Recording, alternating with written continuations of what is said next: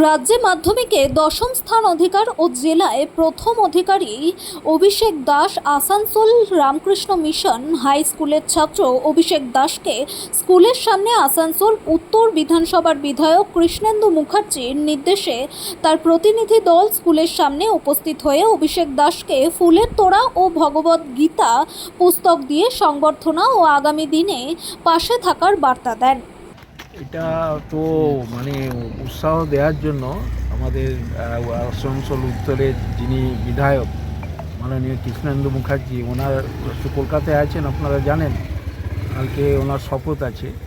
তো ওনার নির্দেশে আমরা এসেছি যে আজকে যে ছেলেটি আমাদের আসানসোল উত্তর বিধানসভা থেকে দশম হয়েছে তাকে অভিনন্দন জানানোর জন্য এটা আমরা এসেছিলাম। মানে একটা জিনিস জানা গেল, তার পরিবারের মানে তার যে বাবা খুবই সামান্য কিছু উপার্জন করে এবং একজন ডেলিভারি সংস্থায় কাজ করে।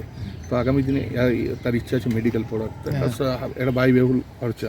তো সেই ক্ষেত্রে কি আপনাদের সরকারের পক্ষ থেকে পুরো সরকার যা করবে ব্যক্তিগতভাবে যে আমাদের যিনি বিধায়ক আছেন তিনি পুরোপুরি সহযোগিতা করবেন, সেই প্রতিশ্রুতি আমরা দিয়েছি এবং উনি আগেও করেছেন।